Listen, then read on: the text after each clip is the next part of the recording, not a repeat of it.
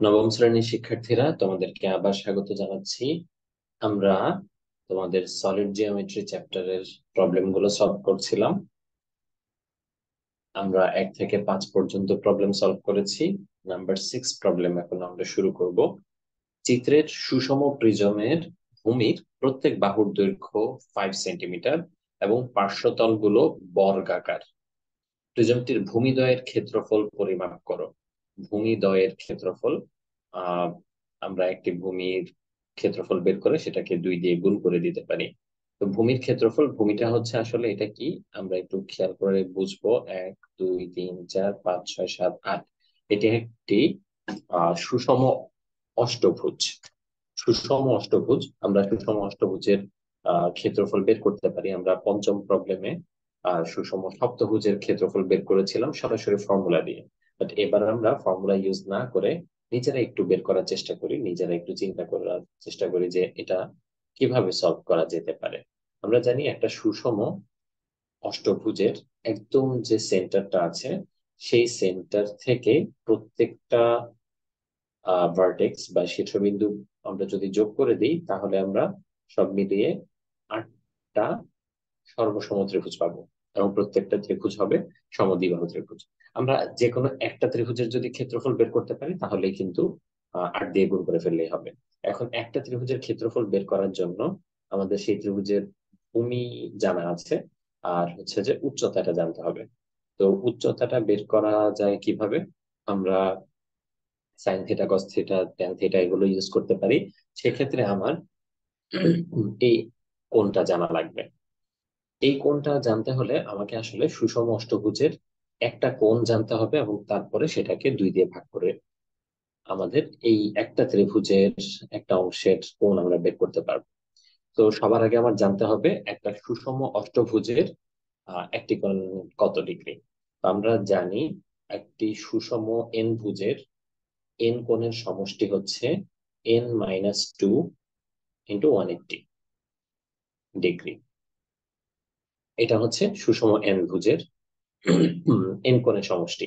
তো আমরা যদি এখানে এন এর জায়গায় 8 বসিয়ে দিই, 8 - 2 হচ্ছে 6, 6 × 180, এটা হচ্ছে সব মিলিয়ে একটি সুষম অষ্টভুজের 8টি কোণের সমষ্টি। এখন প্রতিটি কোণ যেহেতু সমান, যেহেতু এটি একটি সুষম অষ্টভুজ, প্রতিটি কোণই যেহেতু সমান, তাহলে প্রত্যেকটি কোণের মান পাওয়ার জন্য আমাকে এটাকে আবার 8 দিয়ে ভাগ করতে হবে। আমরা কাটাকাটি করে দেখি কত আসে। 2 দিয়ে ডিভাইড করলে এটা হবে 3, এটা হচ্ছে 4, আর 180 কে 4 দিয়ে ডিভাইড করলে 4, 45, 45। তো 345 হচ্ছে 135। সুষম অষ্টভুজের এক একটি কোণের সমষ্টি হচ্ছে এক একটি কোণ হচ্ছে 135 ডিগ্রি। এখন এই 135-কে আবার যদি আমরা 2 দিয়ে ভাগ করে দিই, তাহলে এই যে এই কোণটা আমরা পেয়ে যাচ্ছি, যেটাকে আমরা এখানে যদি আলাদা করে দেখাতে চাই, এই কোণটি হবে 135/2। 135, 130-কে 2 ভাগ করলে হয় 65, আর 5-কে আরো 2 ভাগ করলে আমরা পাবো 2.5। তাহলে 65-র সাথে আরো 2.5 যদি যোগ করি, অর্থাৎ 66, 67, 67.5, এই অ্যাঙ্গেলটা হচ্ছে তাহলে 67.5 ডিগ্রি। এটা থেকে আমরা এখন এই হাইটটা বের করে ফেলতে পারি। তো আমরা এই হাইটটা যদি বের করতে চাই, আমাদেরকে যেই অনুপাতটা নেওয়া লাগবে আমরা দেখি একটু খেয়াল করে। এটা হচ্ছে আমাদের কনসার্নিং অ্যাঙ্গেল। আমরা চাচ্ছি হাইটটা বের করতে, অর্থাৎ অপোজিট সাইডটা বের করতে। আর অ্যাডজেসেন্ট আমরা জানি। অ্যাডজেসেন্টটা কি? অ্যাডজেসেন্ট হচ্ছে, যেহেতু এটা একটা সম্পূর্ণটা একটা সমদ্বিবাহু ত্রিভুজ, তাই আমরা যদি শীর্ষবিন্দু থেকে একটা হাইট ড্র করি, তাহলে এটা ভূমিটাকে সমান 2 ভাগে ভাগ করবে। আর ভূমির পরিমাপটা কিন্তু দেওয়া ছিল, সেটা হচ্ছে 5 সেন্টিমিটার। টোটালটা যদি 5 সেন্টিমিটার হয়, তাহলে এতটুকু হবে 2.5 সেন্টিমিটার। সো এখান থেকে আমরা এই হাইটটা বের করে ফেলবো। হাইটটা কত হবে? আমরা এই হাইটকে যদি এইচ দিয়ে ডিনোট করি, তাহলে আমরা এখানে 10 অনুপাতটা নেওয়া লাগবে। 10, 67.5 ডিগ্রি ইকুয়ালস টু লম্ব বাই ভূমি, অথবা অপোজিট বাই অ্যাডজেসেন্ট। অপোজিট হচ্ছে 8 আর অ্যাডজেসেন্ট হচ্ছে 2.5। এখান থেকে আমরা ক্রস মাল্টিপ্লিকেশন করলে h ইকুয়ালস টু পেয়ে যাব 2.5 টাইমস 10, 67.5। ইউজিং ক্যালকুলেটর 6.035 পাচ্ছি আমরা। এটা হচ্ছে সেন্টিমিটারে, হাইটটা আমরা পেয়ে গেলাম। এবার হচ্ছে আমরা যে কাজটা করব, আমরা একসাথে পুরো আহ সুষম অষ্টভুজের ক্ষেত্রফলটা বের করে ফেলি। আর এটাকে আবার দুই দিয়ে গুণও করতে হবে, প্রিজমটির যেহেতু দুইটি ভূমি, তো ভূমিদ্বয়ের ক্ষেত্রফল আমরা একসাথে পুরো জিনিসটা লিখে ফেলি। দুইটি সুষম অষ্টভুজ আছে এখানে, প্রত্যেকটিতে 8টা করে ত্রিভুজ আছে। আর প্রত্যেকটা ত্রিভুজের ক্ষেত্রফল হচ্ছে হাফ ইন্টু ভূমি, ভূমি হচ্ছে 5 ইন্টু উচ্চতা, উচ্চতা হচ্ছে আমরা একটু আগে বের করলাম 6.035, 6.035। এটা আমরা ক্যালকুলেট করলেই আমরা প্রিজমটির ভূমিদ্বয়ের ক্ষেত্রফল পাবো।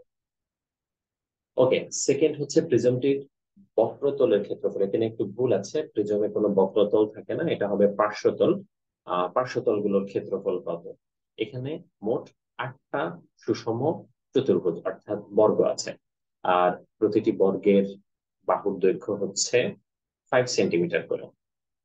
যেহেতু ভূমির প্রত্যেক বাহুর দৈর্ঘ্য 5 সেন্টিমিটার, আর এটা হচ্ছে পার্শ্বতল গুলো বর্গাকার, তো এটা যদি 5 সেন্টিমিটার হয়, তাহলে 5 স্কয়ার হচ্ছে এক একটি বর্গের ক্ষেত্রফল।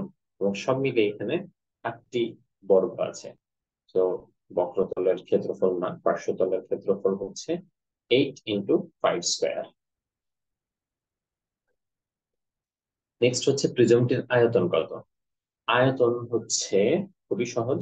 প্রিজমের আয়তন বের করতে হলে আমার ভূমির ক্ষেত্রফল জানতে হবে, volume equals to base area times height. তো হাইট কিন্তু আমরা জানি, হাইট হচ্ছে 5 সেন্টিমিটার। এখন আমার বেজ এরিয়াটা জানা লাগবে। আচ্ছা, বেজ এরিয়া কিন্তু আমরা একে পেয়ে গেছিলাম, তো সেটা দিয়েই আমরা ভলিউম বের করে ফেলতে পারবো। এখানে একটু খেয়াল করার বিষয়, এখানে আমরা 2 দিয়ে মাল্টিপ্লাই করেছিলাম, দুটো বেজ ছিল বা দুটি ভূমি ছিল, সেই জন্য। তো আমরা শুধুমাত্র যদি বেজ এরিয়াটুকু কনসিডার করতে চাই, সেক্ষেত্রে আমাকে 8 × 1/2 টাইমস 5 টাইমস 6.035, এতটুকু হচ্ছে আমার বেজ এরিয়া। এইটুকুর সাথে যদি আমি হাইট 5 সেন্টিমিটার মাল্টিপ্লাই করি, তাহলে আমি ভলিউম পেয়ে যাবো। তো তোমরা তোমাদের মতো করে ক্যালকুলেশন করে নিও।